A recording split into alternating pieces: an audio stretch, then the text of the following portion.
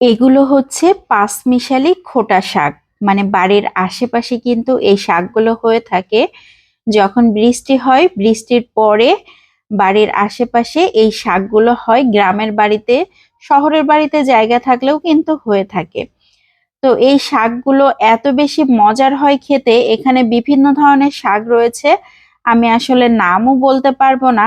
এই শাকগুলো কিন্তু শহরের বাজারে কিনতেও পাওয়া যায়। সব থেকে বড় কথা, আমার খুবই পছন্দের একটা শাক। শাকগুলোকে আমি খুব ভালো করে ধুয়ে নিচ্ছি, কয়েকবার করে পানি চেঞ্জ করে তারপর ধুয়ে ছোট ছোট টুকরা করে কেটে নিয়েছি। এখন একটা রান্নার প্যানে নিয়ে নিচ্ছি। এখানে বিভিন্ন ধরনের শাক রয়েছে, এই জন্য একটু বেশি ছোট করে কেটে নিলেই ভালো হবে। আধা চা চামচ লবণ দিয়ে দিয়েছি, কোয়াটার চা চামচ হলুদ গুঁড়ো দিয়ে দিয়েছি, ৮-১০টার মতো কাঁচামরিচ ফালি করে তারপর দিয়েছি। রসুন কুচি ২ টেবিল চামচ, পেঁয়াজ কুচিও দিয়েছি ২ টেবিল চামচ।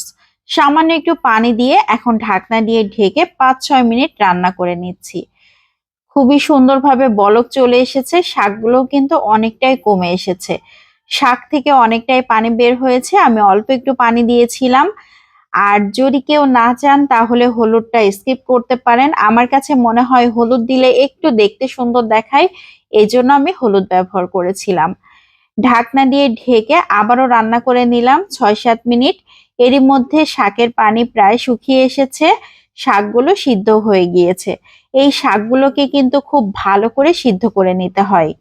তো আমি এভাবে আরো ৫-৬ মিনিট জাল করে নিয়েছি। শাকের নিচের পানি কিন্তু একদম শুকিয়ে গিয়েছে।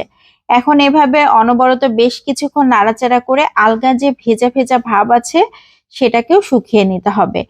মানে শাকের নিচে একদমই পানি থাকা যাবে না। এখন একটা সাইডে রেখে দিয়েছি, চুলাতে আরো একটা প্যান বসিয়ে ৩ টেবিল চামচের মতো সয়াবিন তেল দিয়ে দিয়েছি। ৩টা শুকনা মরিচ ছোট ছোট টুকরা করে কেটে দিয়েছি, কোয়াটার চা চামচ গোটা জিরা, ১ টেবিল চামচের মতো রসুন কুচি, ১ টেবিল চামচের মতো পেঁয়াজ কুচি দিয়ে খুব ভালো করে নেড়েচেড়ে ভেজে নিচ্ছি। এখন দিয়ে দিচ্ছি সেই সিদ্ধ করে রাখা শাকগুলোকে। এখন অনবরত নাড়াচাড়া করতে হবে। এভাবে নাড়াচাড়া করতে করতে শাকগুলো একদম শুকনা শুকনা হয়ে আসবে আর খুবই সুন্দর ভাজি হয়ে যাবে। তখন বুঝতে হবে আমাদের শাক ভাজি একদম কমপ্লিট। শাক ভাজিটা আমরা সাধারণত এভাবেই ভাজি করে থাকি, খেতে কিন্তু অনেক মজার হয়। আর এখানে রসুন পেঁয়াজের ব্যবহারটা একটু বেশি করলে আরো বেশি মজার হয়। তো আমার শাক ভাজি একদম রেডি হয়ে গিয়েছে, আমি সার্ভ করে নিয়েছি। দেখতে কতটা লোভনীয় লাগছে দেখেন।